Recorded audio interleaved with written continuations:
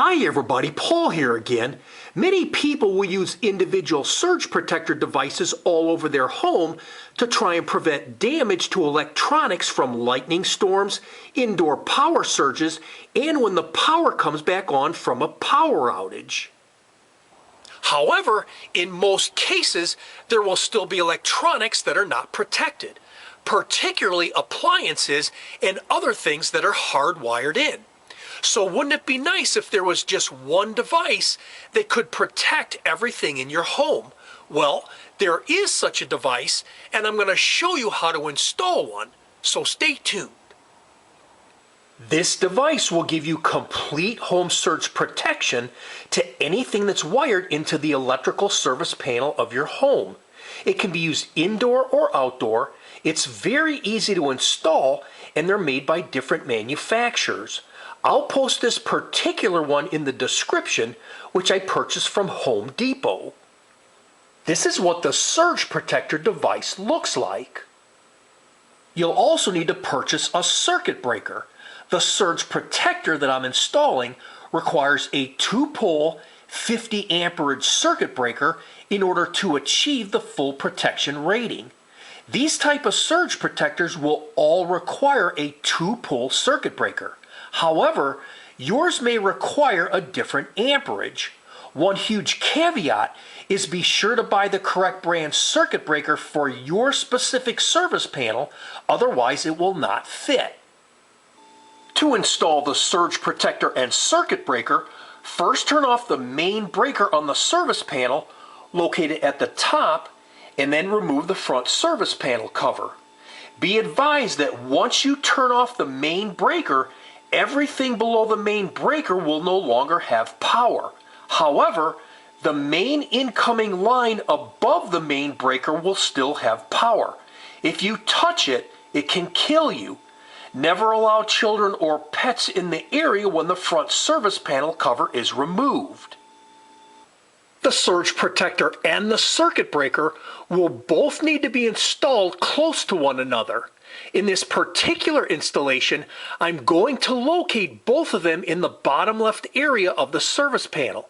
And just as a side note, I did contact the company that makes this surge protector.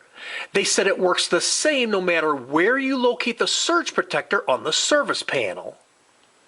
One huge caveat is make sure that the mounting location that you choose for the surge protector will allow the white wire from the surge protector to reach the neutral bus bar and the green wire from the surge protector to reach the ground bus bar.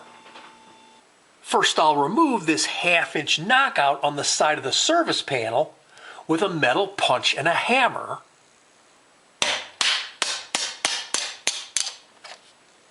Next, feed the wires from the surge protector through the 1/2-inch hole and fasten the surge protector to the service panel by installing and tightening the lock nut.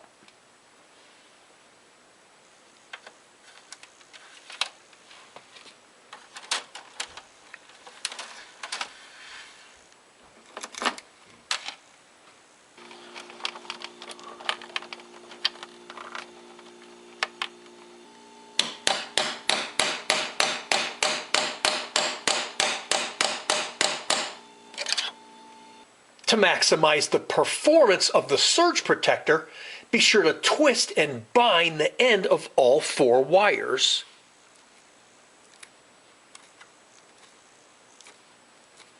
Next, connect the white wire from the surge protector to the neutral bus bar.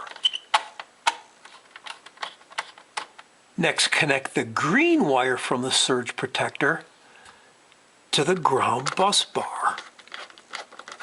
Next, move the switch on the circuit breaker to the off position.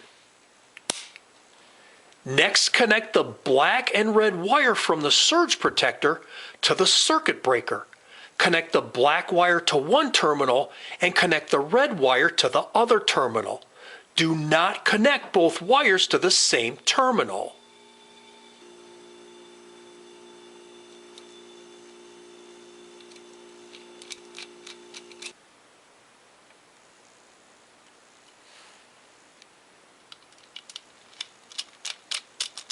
Next, install the circuit breaker.